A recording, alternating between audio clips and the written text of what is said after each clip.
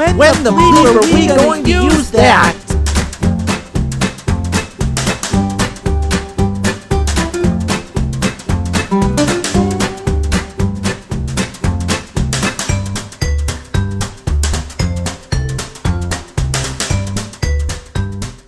Before we start looking at the connections between addition and subtraction and how they function, let's get a couple of vocabulary terms down. You can think of addition as more of a value being combined to create a new sum, a sum being the answer to an addition expression. Subtraction can be thought of as a value is being taken away to create a new difference, a difference being the name of the answer to a subtraction expression. When we reference magnitude, think of it as the size or extent of a value. And integers are the positive and negative counting numbers. We'll see these on our number line in a moment. Number lines are very important to understanding how addition and subtraction work, especially how they work in a world with negative numbers. All real numbers exist on a number line in order from smallest to largest. Now, many times when we think about the basics of addition and subtraction, we think of 0 being the smallest, but this includes all negative numbers. All negatives are automatically smaller than all positives.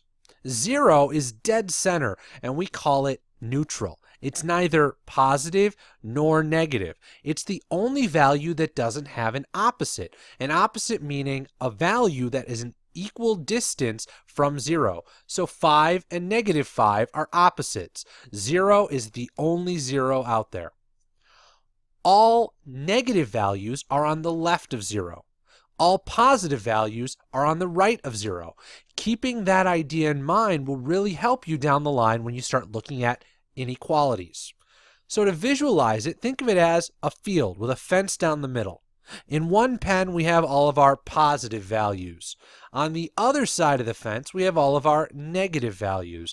And dead center on the fence is 0.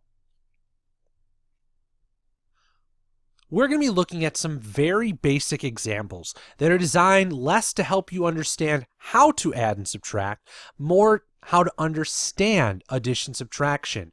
It's going to give you a lot of great insight into how addition and subtraction are connected and how they function with negatives. Addition and subtraction are inverse operations, meaning they act in similar ways but in opposite ways. When you start including negatives into that mix, the line starts to blur. It's a lot easier to look at one set of rules than two separate set of rules, especially since minus a value is the same as a negative value. So we're going to view all addition subtraction expressions as addition of positive and negative terms. A term is a single value that's separated from another term or terms by addition subtraction. So if we look at our example to the right there, 10 minus 6 is 2 terms. I want to turn it into addition. In order to turn a problem like that into addition so I can follow one set of rules, I'm going to do two things. The first being change subtraction into addition. When I do that, I still need to represent that I'm taking away or losing 6, so that minus 6 doesn't just go away. So I change addition to subtraction, and that second term I change to its opposite. The opposite of positive 6 is negative 6. So I'm going to look at it as 10 plus negative 6. Start at 0 and move as many integers to the right if the first value is positive and left if it's negative. My first term here is 10. So I'm going to go 10 steps to the right because it's positive 10. Move from this point, the point where I ended up, 10, as many integers to the right if the second term is positive and left if it's negative. My second term is negative 6, so I'm going to go to the left 6 spaces. Wherever I end up is my answer. Now again, we're looking at this not from a calculation point, but from understanding the concept of how addition and subtraction work in a world full of negatives.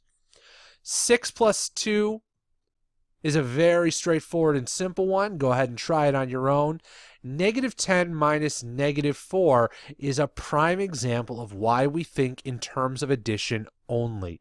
When you're subtracting a negative, you can try to overgeneralize and say that that becomes plus a positive, or just turn everything into addition of negative or positive terms. I have -10 as my first term. I'm going to turn subtraction into addition.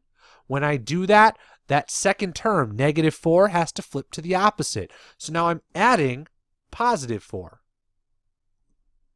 So I'm going 10 to the left because it's negative. Negative's always going to be left. Positive's always going to be right for the rest of your life. Now I'm going to go 4 spots to the right. That's going to leave me at -6. That's my final answer. On your own, try -2 minus 6 as well. Addition and subtraction, despite being taught earlier in life, can become very complex and complicated when negatives are involved. They do not have a simple rule for determining sign like multiplication and division do. The rules for multiplication and division are often overgeneralized and used for addition subtraction, but they only work for multiplication division. Instead, you have to consider both terms when you're adding and subtracting. Not only do you have to consider both terms, but you have to consider their magnitude, meaning the size of the value, and the sign. So the magnitude and the sign of the two terms help you determine whether it's going to be positive or negative. Now, if you have two positive values, it doesn't matter whether they're big, small, they're pulling in the same direction, to the right. So my answer, no matter what, is going to be positive when I add two positive numbers. When I add two negative numbers or two negative terms together, they're always going to pull in the same direction, so their magnitude no longer matters. I'm always pulling to the left, so my answer is always going to be negative. When I start seeing opposite signs, I really have to look at the magnitude. If my negative term is bigger than my positive term, my answer is going to be negative. If my positive term is bigger than my negative term, my answer is going to be positive. Think of it in terms of tug of war. If I have more people pulling on the negative side, my answer is going to go negative. If I have more people pulling on the positive side, my answer is going to go positive. This magnitude or size of the value is often referred to the absolute value. The absolute value is the magnitude between a given value and 0 on the number line. It is always positive.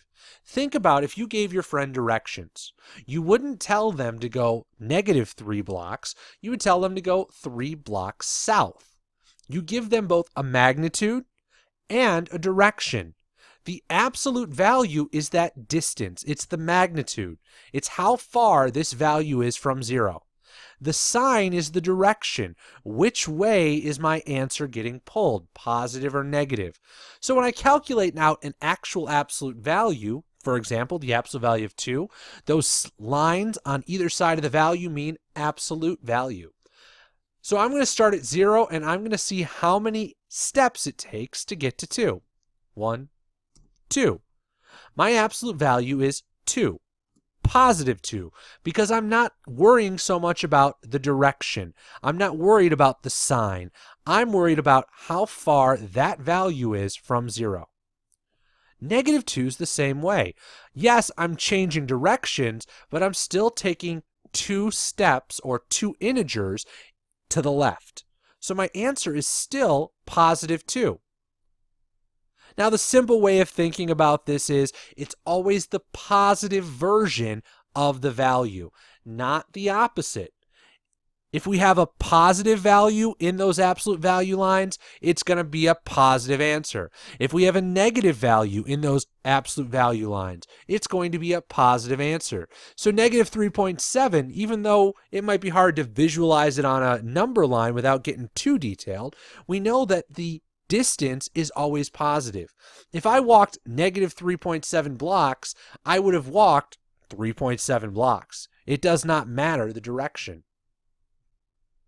If determining the sign of an addition or subtraction problem becomes too challenging when you're comparing the magnitude and the sign at the same time, you can look at things a little bit more concretely. These two scenarios take you step by step and are based on what we've already discussed.